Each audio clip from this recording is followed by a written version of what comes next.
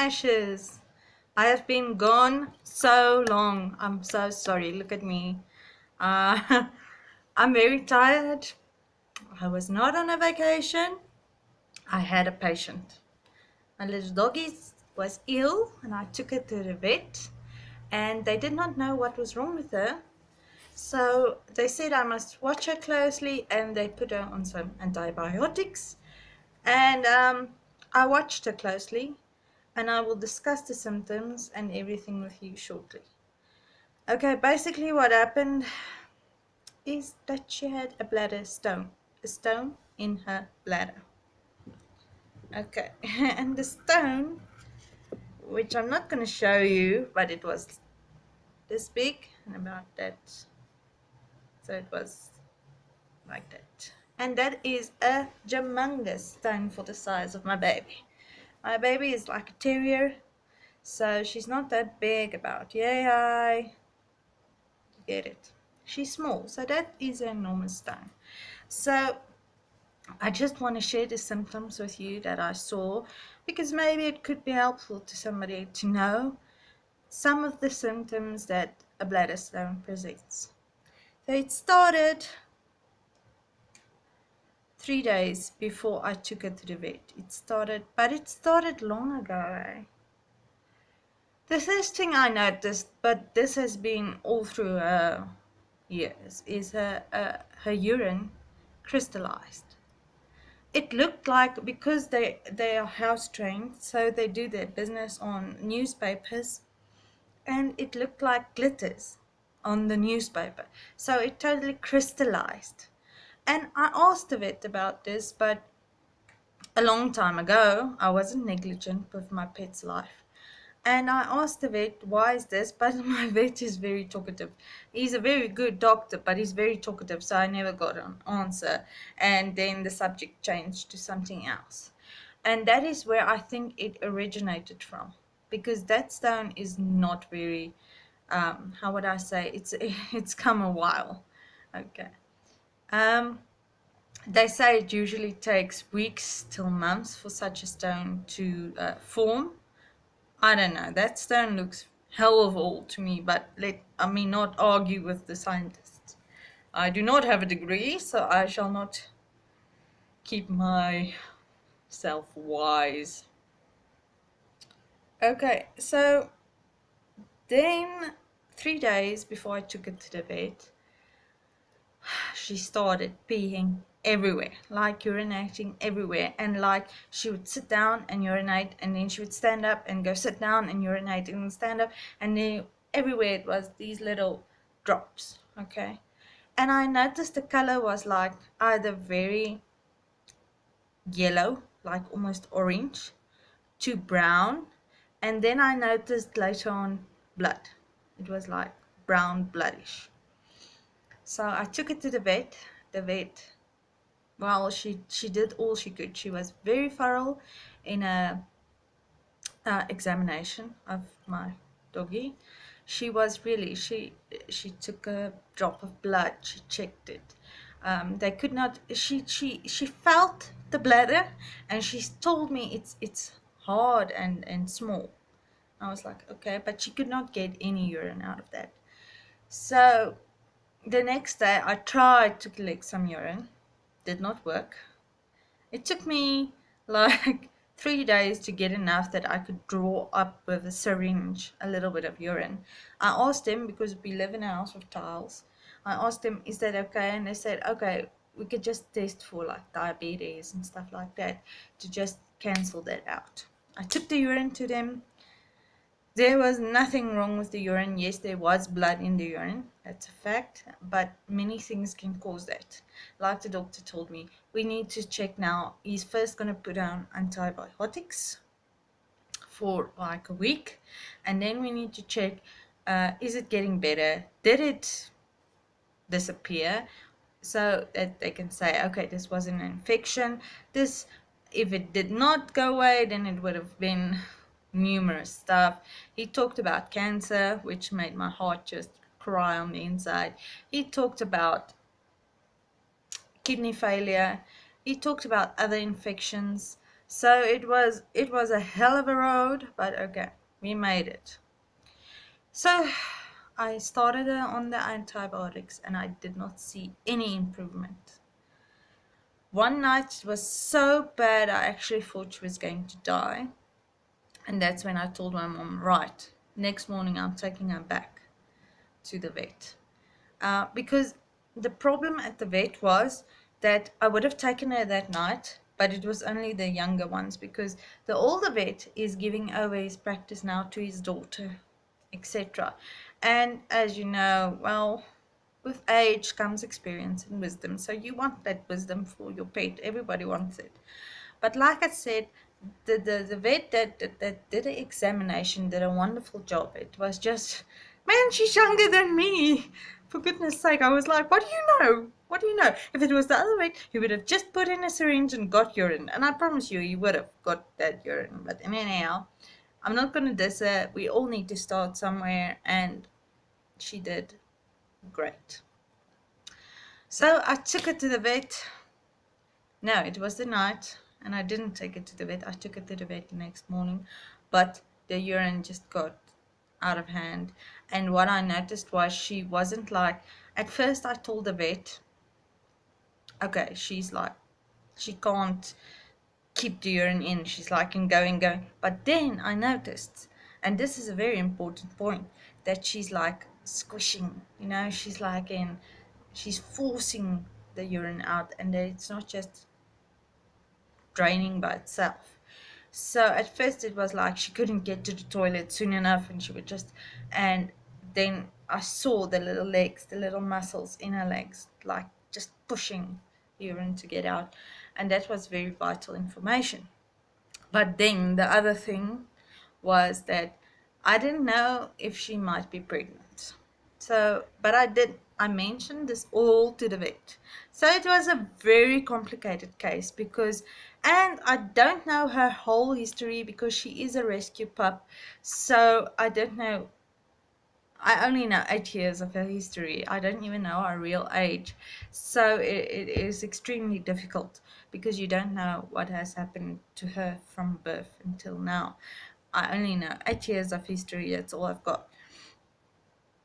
So I took her to the vet the next morning, and I was telling the vet, I don't want my baby to die. Please help. And he told me, okay, the first thing they're gonna do is they're gonna sedate her, but they're gonna keep her there. They need to do X-rays and a sonar. And I said, okay, that's fine. And I told them that if she were to be pregnant, I cannot afford to keep the puppies because I couldn't afford to have a sterilized beforehand as I don't have a job. And well, it wasn't an issue until like the last time she came on heat, which then she had a male with her, which I tried my best to keep them apart, but it's difficult because he's very attached to her. He loves her extremely, so he cries when he can't be with her, even if she's not on heat, so it's not just naughtiness. He's very, very attached to her. Okay, so I left her there, and it was like half an hour later, the vet called and he said, okay, problem is they found a bladder stone and they need to operate because the stone is big. Okay, so they told me it would cost me 2,000 Rand and they would sterilize her as well for that money. I said, go ahead, let's do this. Thanks to the help of my father and my brother, which I now owe a pretty penny to, but it's okay, the future will provide. My doggy is alive, and I could do it with their help. So she got the operation that day, and they told me when the operation was finished, because she's an older dog, they want to keep her overnight to check on her and keep her liquid, like in a, I don't know, what do you call that in English? Is it a drip? I don't think it's a drip. Anyhow, it's like a saline thingamajig. I'm sorry. This is okay. So that evening I went to visit my baby because they told me I could come and visit her after the operation, and I went. And they showed me that stone, and it was huge. I will make that stone, the picture of that stone, the thumbnail for this video, because that is just enormous for such a small life. I mean, I can now see why the blood, the pain, and the numbness, her tiredness. She must have been in so much pain, and she didn't cry once. She didn't cry once. So that I have a strong little baby. Okay, so I went to see her, and I ended up leaving in tears because I told her, okay, mommy's gonna come get you tomorrow. And I was still talking to the vet, and she was explaining the whole operation to me, and also the sterilization, that it was a wise decision because of it was time for that. She's old, she needed that to happen. And while talking to the vet, I heard like, oh, there, and I was like, that is my baby. That's my Scruffy. And she's crying for me, and I just started bawling my eyes out. And the vet was like, okay, you guys, I'll see you tomorrow. Because she knows now I want my baby. My baby's crying for me, but I know because of the age and the anesthetics, yeah, anything could go wrong. Heart could stop, everything could go wrong, and I could not forgive myself if I was selfish and I took her home that night and anything what happened to her. So I decided, okay, I'm gonna live with her without what I'm gonna live without her for one night, and then I shall have her tomorrow. And so it happened, and she had the vet quite in an uproar because the next morning she was feeling much better. And they said she kept like giving the little gate thing a pause and moaning and crying, and they said no, she was a handful, but that's my baby. She wants attention, she wants it now. She's sleeping. She has been sleeping a lot since the operation. It is now 2 weeks, and her stitches can come out, and it is quite a big operation. They told me it was a very big operation, and she went through it with flying colors. She never licked the wound. She didn't give me any stress. On the third day, she already went wild, and I was like, calm down, calm down. And I think I just calmed her too much because now she's just like tired and sleeping. But I did research on Google. They said it might take a while before because the anesthetics does take their toll on your body. So I just wanted to share with you guys my story about my baby's operation, bladder stones in dogs. And please note, this is really dangerous. If the bladder stone like obstructs the urine tract, 2 days and your dog is dead, and you can go Google that. And especially in male dogs, it is extremely dangerous. That stone was quite big, so it couldn't go into her urine tract, but now I need to keep my eye on her for probably the rest of her life, to see that symptoms does not flame up again, because it is dangerous. 2 days, they give that pet 2 days, and then it's too late, because I think the bladder bursts at the end of the day. So it is dangerous. If you suspect your dog might have bladder stones, please go to the vet, take an x-ray, take a sonar. Please, guys, it is important. Your dog cannot live like that. It's like you having kidney stones, although they also get kidney stones. I've been reading up on all of these things. They did give me an option to send the stone away to have it analyzed, but I could not afford that as well. And so I'm just checking her. I never really fed her like strange foods or stuff, but I would give her table scraps, because I mean, I'm eating and they're looking at me. But I gave them to all the dogs, so I don't know why she got this.